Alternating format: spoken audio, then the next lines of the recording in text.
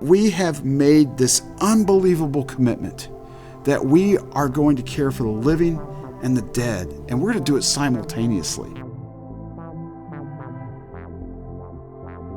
You know, generations of business owners and funeral home directors and owners, you know, they pass down their views, I think, to some degree, to the next generation. And so I think, you know, there's a little bit of a resistance to change and a little bit of a resistance to being open to people that are different, quite frankly. It seems to me that we have an issue in that in a world of choice, our young people, our talented people are not choosing us. What's so broken? I was just at the association meeting last night, and the answer that they had is, you know what we need to do? We need to lower our standards. We need to actually make it easier for someone to become a funeral director with less training. There's the way to do it.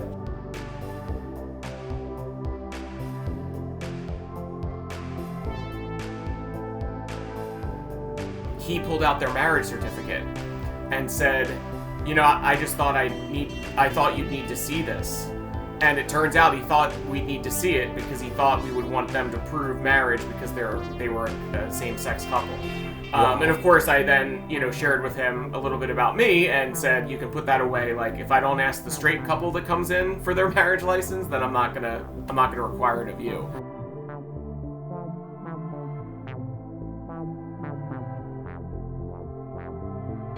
A funeral will hold up in front of society the most noble, the most thoughtful, sensitive, caring, compassionate aspects of life. And you turn the mirror a little bit, and a funeral will also show you glaringly the selfish, cynical, unkind, insensitive, thoughtless side of life. I realize not every person who dies is celebrity, but they're special. Yeah. They mean something to somebody, and they just want to share their story. And we help them do that. That's kind of a really cool thing.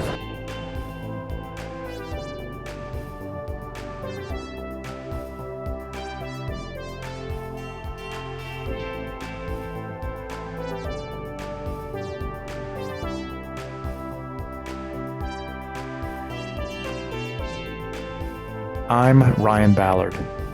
And I'm Brian Waters. And this is Undertaking the Podcast.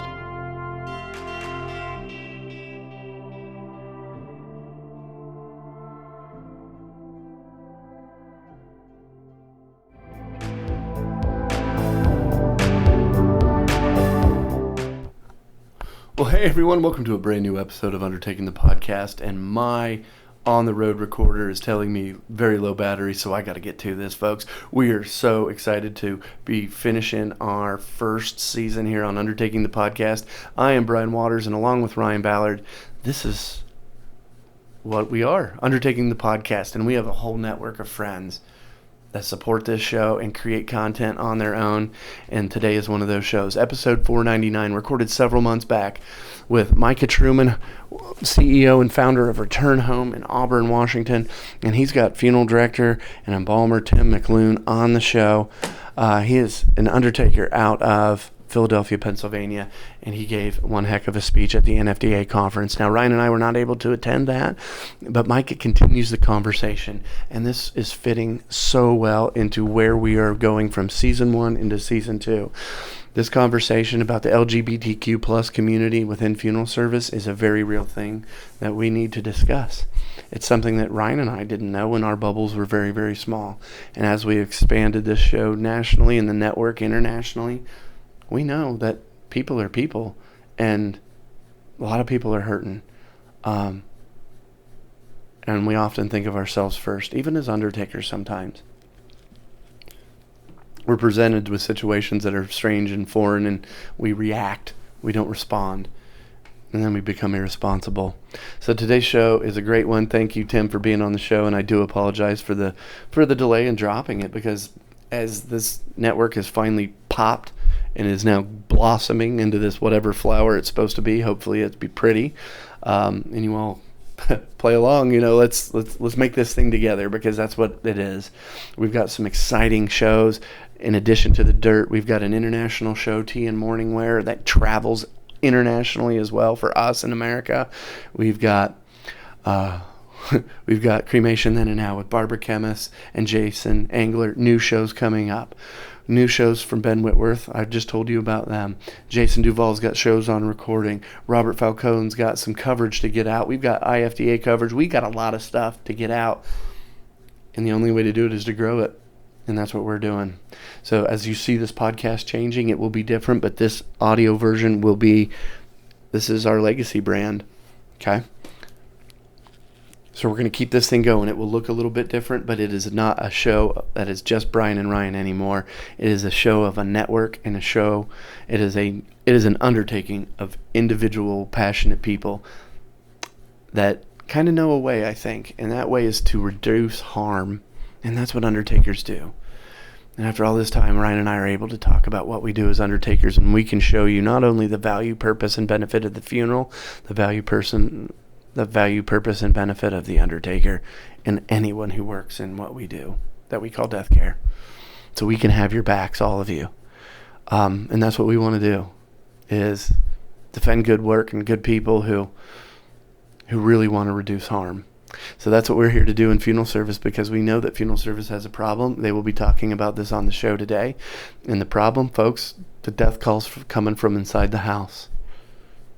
We've circled the wagons to protect ourselves from this weird culture that we live in of death anxiety and death weirdness. And Ryan and I created a show about death that turned it out to be about life. So as I got to be brief, we got to get into this show. Let's do it. We're going to thank some of our legacy sponsors. Hilton Funeral Supply, Indiana Donor Network, the two companies that made us form a legit media company and try to be real from the start. But we had a lot of learning to do.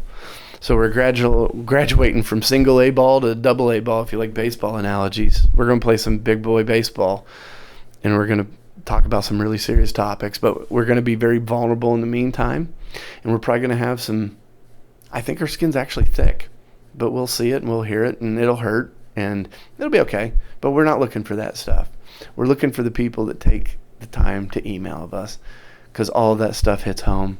And all of us, and although it may not be read the day you send it, is what keeps this show going. So thank you as we slow roll into 499 here on the Undertaking the Podcast Network with The Dirt by Micah Truman with his guest Tim McLoone. Thank you to those legacy sponsors, Indiana Donor Network and Hilton Funeral Supply, who is drop shipping a big order of gifts for the network here to give away at our kind of secret squirrel event at Las Vegas. Last bit before my battery goes, Southern Calls just dropped the cover of their brand new edition, which will be coming out, I believe, in September. It's going to press soon, folks. They're telling that story of our good mentor and friend and buddy, Todd Van Beck, who has taught us that the only way to teach is to just shut up and then answer a question when asked. But when asked, you give it your all. And that's what we do, and everyone here in the network does. So we're not 6 degrees away from Kevin Bacon. If you need something, call an undertaker. Call someone you don't know. And chances are they're pretty connected to us. And we'll get your question answered and get you some help just by being a fellow human being. So that's what this show is. As we close out season 1, we're raging into season 2 because we are excited. I don't know. When you come out the other side of grief, there's a strange sort of peace that everyone else calls crazy that we're going, this is new, and we're going to document it. Thank you all. Let's get into the dirt right here on the Undertaking the Podcast Network.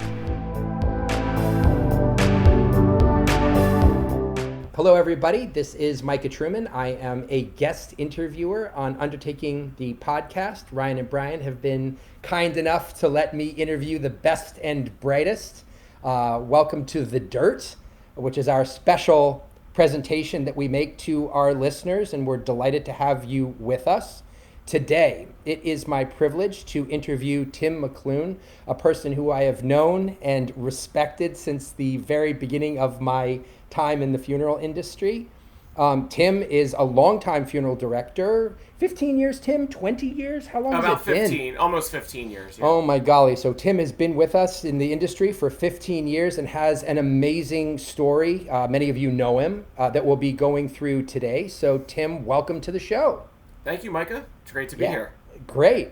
I guess let's just sort of start out. Can you just tell us a little bit about your background, how you got into the industry, what you've done in your career since you started, and where you are now? Sure. So I followed the call, really. I say that a lot, and people think it's cliched, but I really always felt called to be in this. So I got my undergrad degree in something completely unrelated, communications, which I guess does help me sometimes. But and then I spent a couple years just working in a corporate for a corporate communications company. Was not really happy. Decided to kind of get my feet wet. By working a little bit at a local funeral home that is actually the one I now own. And I decided that it was for me. So I went ahead and enrolled in mortuary school. I worked an internship first in Pennsylvania. You have to do a 12-month apprenticeship like most states. Got my license and worked for a corporate funeral home, corporately owned funeral home for about 2 years. Then I worked for 2 other family-owned businesses for the following about 9 years. And then for about the last 2, I have been with the May Funeral Home, William R. May Funeral Home, which has 2 locations outside of Philadelphia. And in July of 2022, became co-owner of the funeral home. So all in with my schooling and everything else, it's been about 15 years in the industry and just under a year as an owner now. So congratulations to you. So you actually ended up buying your own funeral home and the one that you actually worked in your very early part of your career. Is that correct? That's correct. So the funeral home's original location is in Glenside, Pennsylvania, which is in Montgomery County, just like I said, right outside Philly. And then they acquired a second location a little bit north of that in North Wales, Pennsylvania in 2005.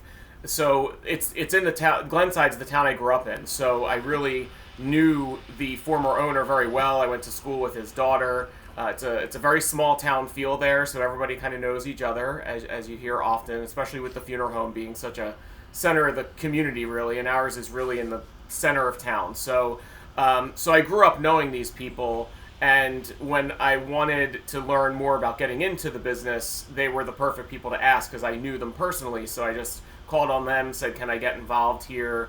And so forth. And then over the course of my career, I've always helped them out. In funeral service, it's not uncommon where, you lend a hand to different funeral homes when they need someone or extra help.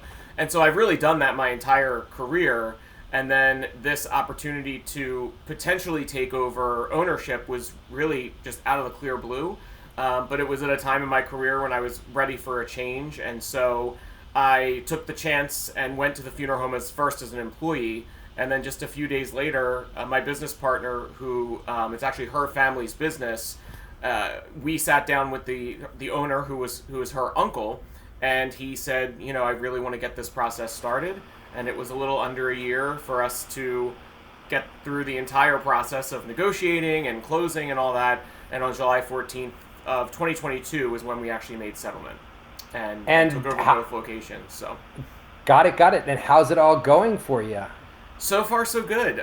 It's been, a real adventure, the learning curve of my career for sure. I think, my sister actually asked me a couple weeks ago, what's your crowning achievement so far? And I said, I think just getting through each day really at this point, as I'm sure you can relate to, you just kind of got to put one foot in front of the other. And but I think what I've really learned the most about is just prioritizing, and knowing that the list never ends. I mean, in funeral service, it never ends. There's always a next call coming, usually from a family that needs you. But when you own, it's just, there's constantly things that you just have to say, I'm going to get this much done today, and the rest is going to still be there to do, and you just do your best to manage those things as best you can. Absolutely. And Tim, obviously the reason that we met each other is because I was at the NFDA convention, and you were running, I believe at that time, was it the first NFDA seminar of its type in which you were sort of making a seminar designed towards explaining to the funeral community at large what it's like to be a gay member of our community. LGBTQ obviously is a very big part of our industry, but unspoken. And I don't know, I was sitting there just with the deepest respect for you and Sarah as you stood in front of a room and began to explain to the uninitiated what is happening in our industry and why being queer friendly and obviously inclusive is so important. What in the world makes a nice funeral director like you choose to make such a bold move to come to the front of the NFDA, to make these presentations? We have a lot of gay funeral directors, but they weren't standing there. You were.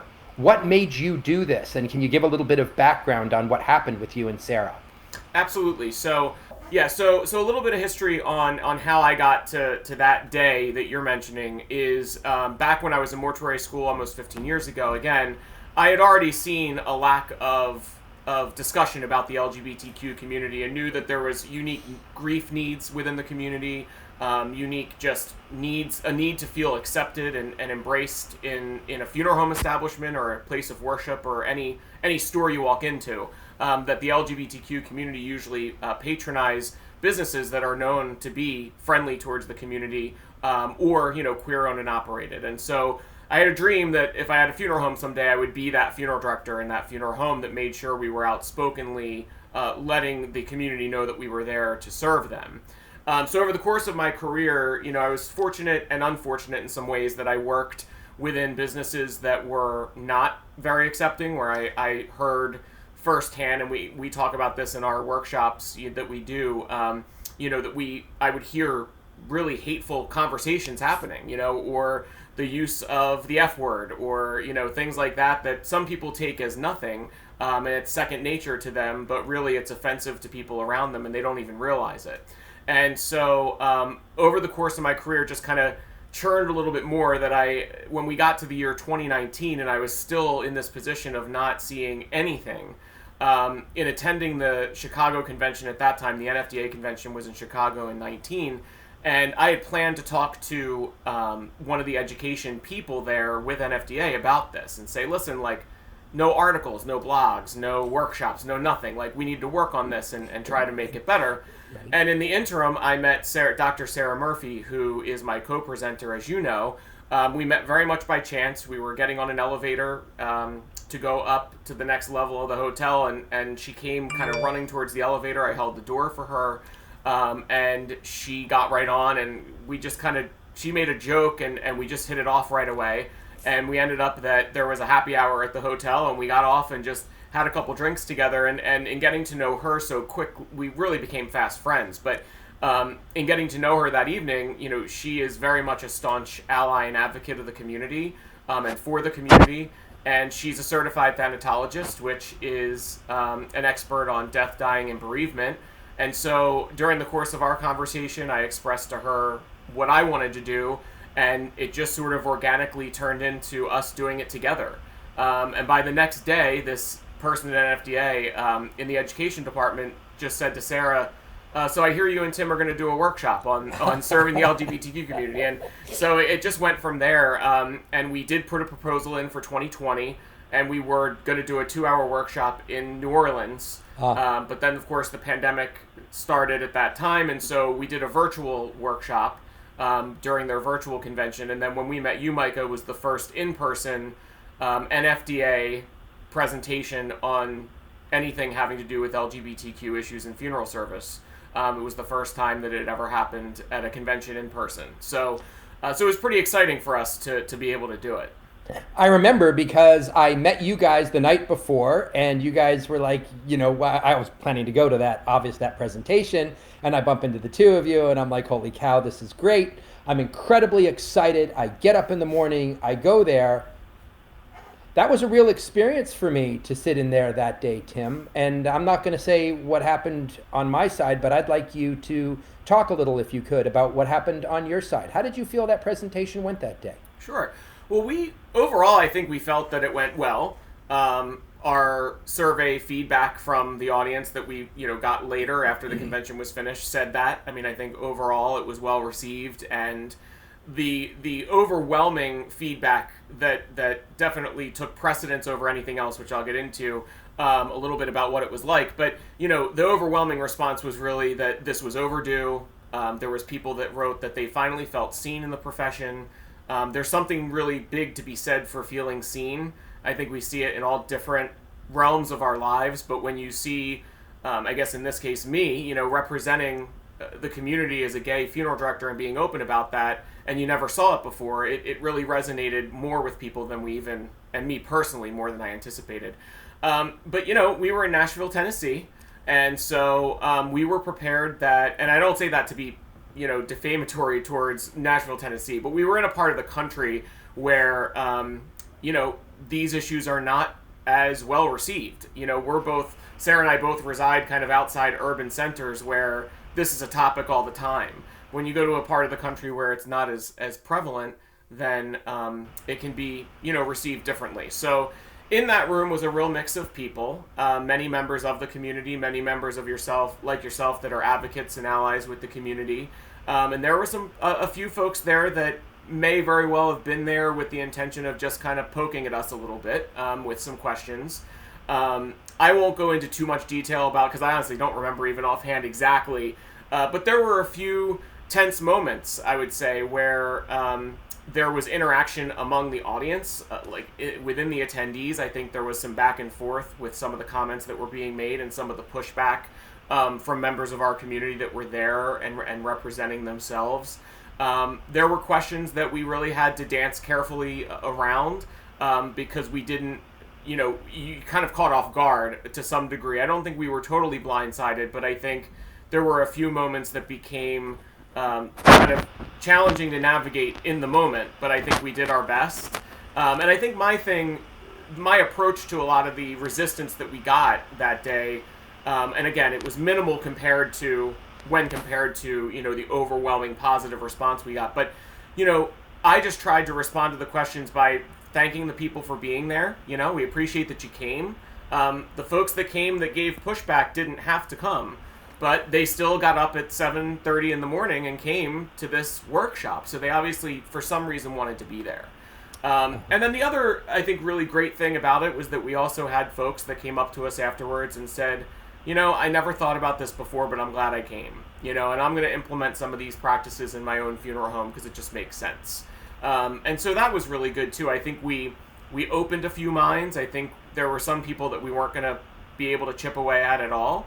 And then I think there was, the vast majority of folks that were just grateful that we did it. And so it became, and has become a little bit of a movement within our profession, I think. I would qualify that and say I think this is about to be a big movement within the profession, and I think we have you and Sarah to thank for a lot of that. Just putting it forward, the woman sitting next to me was crying. What happened in the back of the room, we could hear more clearly maybe than you could as you sat mic'd up in the front of the room, and what was being said was rough. I'm just wondering, is this endemic of our industry? Did we just get folks who came, some of them, I agree with you, by the way, Tim, that lots of people were there and it was a very positive thing, but there was some real difficulty as well. Do you think that's endemic of the industry? Do you think that this kind of behavior is considered normal? Do you think those people were there because they wanted to learn something? Do you think they were there because they wanted to stir the pot? I'm just curious. It was an interaction that I was not as familiar with, and it was fairly powerful. Just love to hear your thoughts. Well, I think as Sarah and I discuss in these workshops, and specifically me, some of the things that I talk about involve the discussion around the fact that the funeral industry has always been known to be slow to change. I think it's perceived by many to be conservative, much more conservative than some other industries might be, and not as diverse as a lot of other industries are. And so I think that, to your first question, I think, is it a little bit endemic? Yeah, I think so. I think it's just, generations of business owners and funeral home directors and owners, they pass down their views, I think, to some degree, to the next generation. And so I think, there's a little bit of a resistance to change and a little bit of a resistance to being open to people that are different, quite frankly. I think that one of the points that I tried to make that day too, because somebody I think had raised the question, well, why do we need to worry about this? I don't discriminate against the community. I'm welcoming of everybody. And I think my point to that, my response to that is, was that we wear all different hats in this profession. So, I get up in the morning and I might be overseeing a Catholic service or an African American service or a Hindu service, and I've become educated on all these things over the years and in mortuary school. But talking about the LGBTQ plus community, there's no education on how to serve their needs. So Right. we're just including it under the umbrella of the diverse clientele that we all serve anyway. And so I think that, that willingness to just be a little bit more open to educating on anything is important, and we just feel like we're a piece of that. If you're going to go to the National Funeral Directors Convention, you'll have a smattering of all sorts of different workshops to choose from. So we weren't there with any kind of political agenda. We were just there to say, this is just a piece of something else maybe you haven't thought about. We're part of your community. We're not trying to push the gay, you know what I mean? To be Yeah. quite frank and not to be Yeah. funny, but that's not what we're trying to do. We're just trying to make sure that there's better education about this so that the members of our LGBTQ plus community know that they're going to be served by the profession well, and that they're also going to be able to work in a funeral home or funeral establishment and also be treated well. That Totally was the hear point. that. And I think you were amazing in that you were able to explain yourself just like you are now. And you never got ruffled and you never took the bait. And I just thought that the way that you guys handled yourselves was so exemplary. So I was grateful.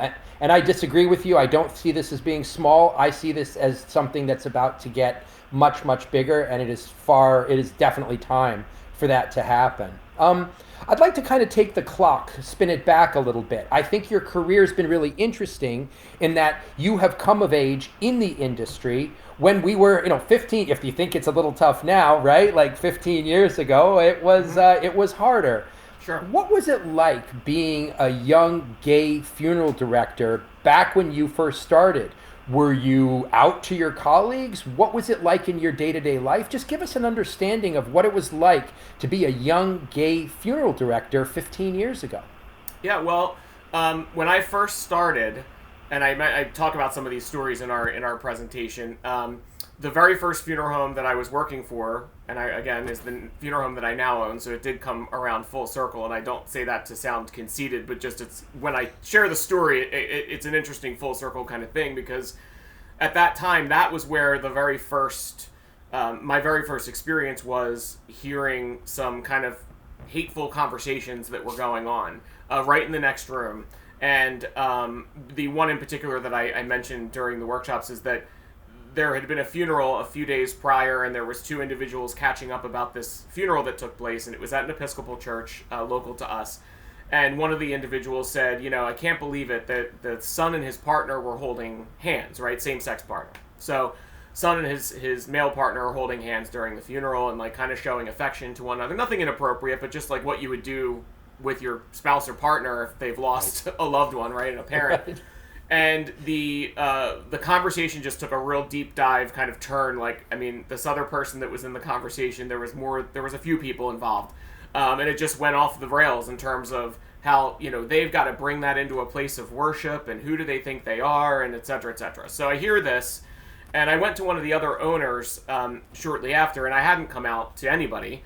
And I just said, listen, I got to tell you about this because, I'm a mortuary school student working here part-time, but I'm not gonna help out here if this is the conversation that I got to listen to. And I let her know, that I'm gay and this is what happened. And she felt terrible about the whole situation. And I ended up, I got a kind of a light apology, let's say, from one of the people. Kind of one of those my cousin's gay, so that's supposed to make it okay. Right. The effort was put forth to make it right. And we never really talked about it again. But then the next year I go to do my internship, and during that time I stayed completely closeted there because it was very clear from the get-go that it was not an environment I felt comfortable or safe, coming out in. And one individual that I worked with there actually flat out kind of told me one day, and I don't remember how it all happened, the conversation, how it evolved, but basically we were chit-chatting, and he said, listen, I think people here kind of know about you, but my advice would be to keep it to yourself. Basically the message being, if you want to be a funeral director and stay in the business, then you should just keep that, just stay closeted, basically. So that was tough, because then that's where it really made me think, like, did I get into the wrong, like, because here I am, like, I really love what I do already, and I'm excited about my future. Did I pick the wrong thing to get into? And so it was difficult at the get-go there. But over the course of time, it got better. Every job I had since then, I was open at work about my personal life. I still think there's this air of people feeling like they need to be super accepting, like almost going overboard, right. Which is a little uncomfortable. But again, people are, they mean well, right? Like there was nothing ever hateful that happened at my last, few positions that I've had. How long were you closeted for? How many years was that? Well, in my life, I mean, I came out at 21 Okay. while I was in college. And even back then, I mean, we're going back now, I'm 40 now, so that's about 19 years ago. Right. The time I came out was not long after things like Matthew Shepard, who was beaten basically to a pulp and left tied to a fence to die, and he did die, and his death was, garnered a lot of national attention, obviously, and still is a very important part of, though sad, like a very important part of how far we've come, I think, as a community. But my point being, that was not too long before I came out. And so I think, I always say I'm kind of like in this middle of I feel like I'm in this middle of the road in terms of my mother's cousin, who's in his 60s, came out at a time when it was very difficult, and you really did worry about hate. Right, that was dangerous. That was just plain dangerous. Exactly, yeah, exactly. And I feel like I was kind of in the middle, like it was definitely better by the time I came out, but I don't think it was, I still didn't feel necessarily safe, I didn't necessarily, I used to think about it when I would go into the kind of neighborhood portion of Philadelphia and think, you just don't know what's going to happen. Am I going to get, am I going to get beat up? Like, these were things that we still think about a little bit. But to see how far we've come is encouraging, and how the next generation coming up, I mean, my nieces are 12 and 11 and 8, I think. And they just, there's not even a question, whether there's kids at school that are already, coming out and identifying as different ways, different pronouns and things like that. And I think it's great that they're hopefully growing up in a world where it's not even really a second thought. You know what I mean? I do. Let me take it from another angle. So there you are as a young gay funeral director 15 years ago. You're in the closet. It's a difficult situation. Mm-hmm. Can you take it from the other side? What happens to a gay couple who are coming in? Well, one has died and the other one is there, and they're trying to get service at these establishments. From the family point of view, from a queer family, from an LGBTQ family, what happened to them? Did they have also the other side of this problem, and that they're trying to get service and be recognized, their relationships recognized? What were the barriers you saw there, and how do you think they've improved? Well, I think they've improved, but I mean, a little from the historical standpoint. I mean, when you go back to like the AIDS epidemic, right, when mostly gay men were dying of AIDS, right? That was the community that it affected most acutely at that time in those early stages. And I know for a fact, I know several funeral directors who will flat out tell you that back then, because there was this lack of education, right, and people didn't know how communicable it was after death and things like that, that some of those individuals were refused services by funeral homes, or they'd say, we'll only do direct cremation for you. We're not going to have like an embalming. We can't take that risk, things like that. I see. So that sort of, Sarah talks a lot about this when we do our workshops in greater depth, but that's a major part, I think, of what kind of established this seemingly troubled relationship between the queer community and death care as a whole, sort of. Because those things happened. Now, there are stories that we share, like there's one that I talk about a gentleman named Robert Husky, who when he passed away, his partner were ultimately had become married by the time he passed. And when the funeral home where he had prearrangements learned of this, they refused service to the family. And this was in 2016, so we're not going back that far. Wow. And, it was in a part of the country where a little bit more rural. So unlike my area where there's a funeral home practically on every block, it seems like this was an area where the family had to go like substantial, like 80 or 90 miles away to find a new funeral home to take care of him.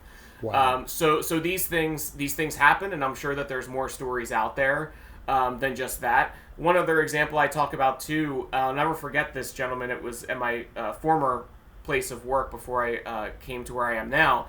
But I met with him. His husband had died, and they were probably like in their 60s. He had been sick for a long time, but he came in to sit down, and we started making arrangements. And he pulled out their marriage certificate and said, I just thought I thought you'd need to see this. And it turns out he thought we'd need to see it because he thought we would want them to prove marriage because they were a same-sex couple. Wow. And of course, I then shared with him a little bit about me and said, you can put that away. Like, if I don't ask the straight couple that comes in for their marriage license, then I'm not gonna require it of you, because we don't. At least in Pennsylvania and in most states, you take people at their word a lot. So Right. we don't ask for proof of. I don't see identification. I don't, I take information from people and I Right. take Your them at their family, word. you're in the door. Let's go. Right. So I think, but the reason I cite that example too is just because it's unfortunate and that was only a few years ago. I mean, it was 2-3 years ago now. That in that situation in the year, whatever it was, 2019, 2020, somebody came into a funeral home thinking that. They thought that about where they were going, that they'd have Got to do it. that. I think that's saying a lot. And I don't think he's the only person, probably. So Amazing. So Uh-huh. I think it's still a problem and still a challenge for us.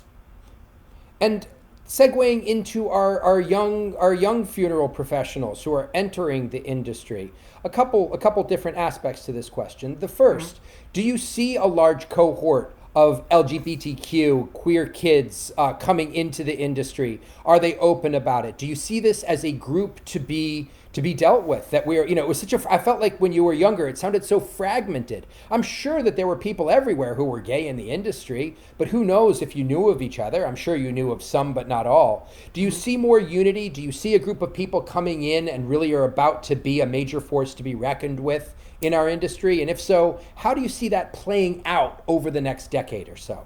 Oh, absolutely. I mean, I think that there is. So I know somebody who teaches mortuary. They're a mortuary school teacher, and they said that we were having a conversation, and they said, I ask my students what their preferred pronouns are, so that I make sure that I address them correctly, which I think is really admirable and progressive, especially again in funeral service. And so, but she said to me, and I don't remember the exact number, but it was a large, in her last class, it was a very large number that had different pronouns that they used than maybe how they were presenting, or how you would assume, right, upon looking at them. And so that is something that I think is proof that there are a great number of those within the queer community entering funeral service and enrolling in mortuary schools. I think that when you were at our workshop in 2020, you'll of course remember there was an individual, young man, at the very end of our session who was there, and he actually, and it was a drop the mic kind of moment, because I think we just ended it there. We were just about finished, but there was no more questions after his comment, and he responded to someone in the room who was giving a little resistance and said, "Listen, I'm in mortuary school, and there's probably, I don't remember what he said, maybe 6, 12, whatever it was. There's a bunch of us in my class, and we're all part of this community." And he basically was like, "We're coming for your jobs, and we're coming to buy your funeral homes, and It was and I think brutal. It was so amazing. And it he was was so brilliant. mild-mannered. He was so chill, but he was like, pay attention. Yep. And I think we in getting to know him a little bit more, it's the truth. And we had a meetup that we did very informally after that workshop, where we just invited people to come to a hotel bar to continue the conversation.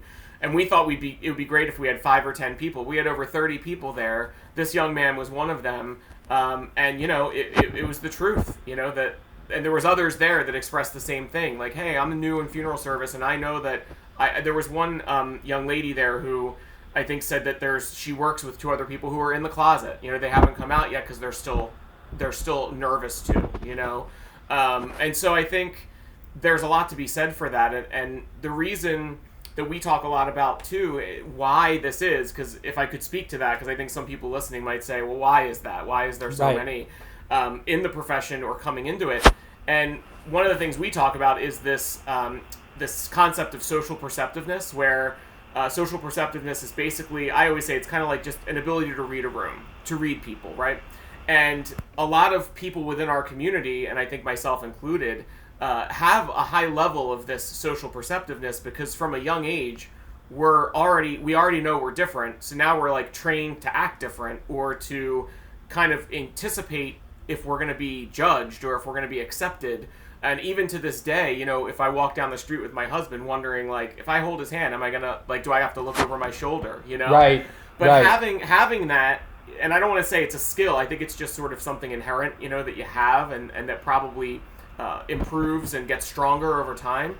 But when you have that high level of social perceptiveness, you're perfect for funeral service because when you sit with a family, you have to be able to read social cues. You know, you get an idea right away, like, this brother and this sister don't get along, you know, he's going to skip out on the bill probably. You know, they're never going to talk again afterwards. Yeah. He's bitter because she's the executor. You read those things right away, and I think that is a big part of the reason why we're so prevalent within the profession. As I usually say, hiding in plain sight. But I think that's changing. I think people are coming out of hiding and realizing that, you know, we have a lot to offer. Yeah, great point. And I was sitting next to the young man who stood up at the mic drop moment, and there was a couple guys right behind us, a few pews back, and they were loudly talking to each other, saying, you know, we don't even know why the F we're here. We've had our time effing wasted.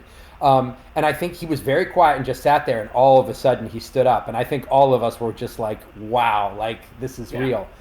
Tim, when you see our young people doing that kind of thing, what do you think it bodes for our industry? Do you see our young, gay, queer directors being willing to stand up now? Do you see, you know how progress goes? It kind of goes at a gentle climb, and then there's this inflection point where it just goes boom, and we see this incredible progress. Do you see a movement and a moment like that happening in our industry? Do you think our progress is going to really jump? Look in your crystal ball. What do you see? I mean, I think my hope is that what we've been able to do so far is have a conversation come into the fold that wasn't before, and I think it's gotten all sorts of people talking, not the least of which are those within our profession, and especially the younger generations that are coming into the profession and becoming new funeral directors now.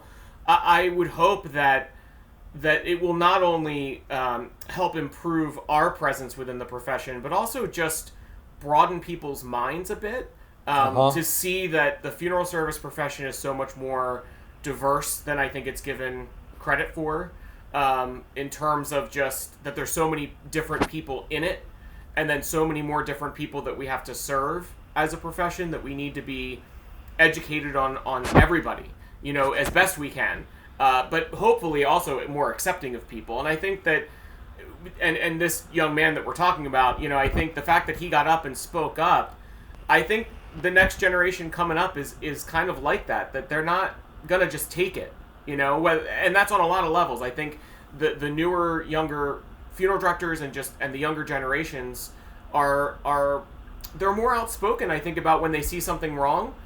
They're not going to rest on their laurels, so to speak, and not do anything about it. And so my hope is that this new generation of queer folk within funeral service are going to continue to shake things up, you know, on a whole lot of different levels, I think. Okay, but let me be devil's advocate for a second. I just saw the latest NFDA picture of the executive board, and I'm sure they're great, and I really like the NFDA, but they are a group of almost exclusively white men. Let me say it one more time, sorry. So again, to be very direct with you, Tim, and I appreciate the fact that we are integrating and our world is changing, but if you look at the board of the NFDA right now, you see a group of, I think, almost exclusively white men.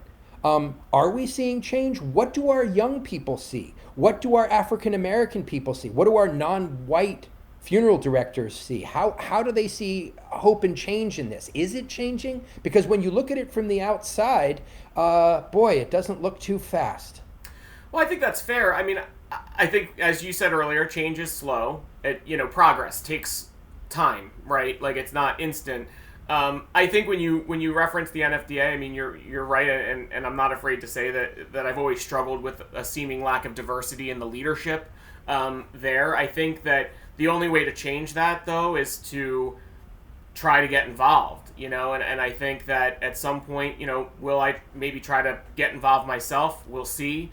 But the younger generations that are coming in, and especially kids, I shouldn't say kids, but younger folks in mortuary school just starting their careers, if they're seeing the same thing when these national publications, for instance, there's all different magazines in funeral service, right? They show up at their mortuary school and they look in there and it's the same thing, like I said earlier, they're not seeing themselves, then hopefully it'll drive them to also want to make some change within the profession. I think that also there are funeral home owners and directors that are very interested in advocating and changing and being involved in like an organization like NFDA or their state association or an international organization. And then there's some that are just happy to, have their local funeral home that pays the bills and feeds their family, and they're not really interested in getting really super involved in some of that advocacy work and stuff like that. But I think that we would have we do have a long road ahead of us in terms of changing some of that, because, it starts with trying to get it, if you want to try to get into the board of directors within an organization like NFDA or state association, that's a process, right? Then you have to get in there and really start to try to drive that change once you're in a position.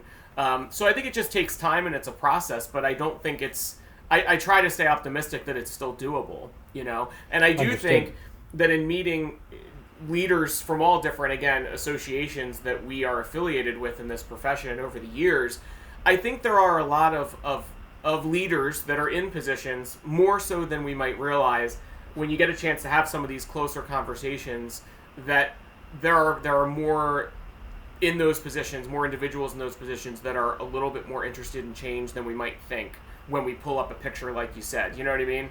Yeah. Like you could look at that and think, well, this is just the same group of people I'm used to seeing. But hopefully, maybe one person within that, that group is there because they're saying, I'm going to shake things, like, we've got to change, So I'm hoping that in the next few years, we'll see some more as the, board leadership changes, again, at organizations like NFDA or others like it, that we'll see a little bit more change as folks that are more progressive are rising into those higher leadership roles. In a nutshell, though, Tim, do you see this somewhat as a generational issue that our younger generation, irregardless, of course there's exceptions, but irregardless of where they're from in the United States, are going to be a great deal more accepting? And it's this older generation that is the one that is sort of in greatest need of change. And when they take that step back, are we going to see a quantum shift in how we're dealing with difference in our among our ranks and in our profession? Well, I mean, I would certainly hope so. I mean, if my generation and those maybe below me start to enter more leadership roles and take over some of these boards or some of these organizations to some degree, then that's the best way to drive change. So unfortunately, I mean, I guess sort of to your point, like, it may take some folks kind of aging out of those roles so that it opens up the opportunity for younger people. And I think that's a challenge that I see again, and I don't want to just pigeonhole one organization, but I do see it in our national organization. I see it at the state level, that there isn't, I think that younger folks aren't being marketed to really, to enter some of those roles. So unless you're really paying attention to your email blasts or things like that, you might not really feel like anybody's like, hey, young person, come and join us. Please be a part of this and be a bigger part of the conversation. So I think we can do a better job, and I talk about this with a lot of my colleagues in terms of, at the mortuary school level, getting more involvement from those mortuary students at that younger time. So it's not someone like me who 14, 15 years into his career finally did something and was able to get more of a voice. Right. You know what I mean? Like, I do know. The younger generation we should be trying to encourage them to have that voice now, not take 10, 15 years of their career to get there. But Let me be devil's advocate just for a second. I mean, I can't speak to Pennsylvania, and I'm on the west side of the country, but we here, and I would guess maybe you there is a real problem in finding young, talented, driven, capable funeral directors. Like, everyone is hungry for employees. Is that the case where you are as well? Oh, yeah. It's very hard to find. Yep. So it seems to me that we have an issue in that in a world of choice, our young people, our talented people are not choosing us. What's so broken? I was just at the association meeting last night, and the answer that they had is, you know what we need to do? We need to lower our standards. We need to actually make it easier for someone to become a funeral director with less training. There's the way to do it. What is happening that our younger generation is not choosing this profession, and what can we do to change that? Well, that's a tough one, Micah. I think that death care is a very unique job, right? So, and like I said earlier, what led me to it is I felt like it was kind of a vocation for me, right? So something that was bigger than me that I kind of followed. But I think that I'm seeing a lot of this where I think funeral homes are kind of adjusting their model a little bit to not lower their standards, but I think be more appealing to a younger generation that isn't as interested in that, nose to the grindstone kind of work mentality, like what do they say? Work to live, live to work, those two things, that the younger folks, I think, want more of a work-life balance. We hear that all the time. But when I was coming up in funeral service, it was like, you're on call, every other night, and you're going out in the middle of the night. And it's almost like the harder you work and the more you drain yourself, the more I guess better at your job you are, almost. Is like the army almost, like go for it, yeah. Yeah, like almost was the perception when I was younger.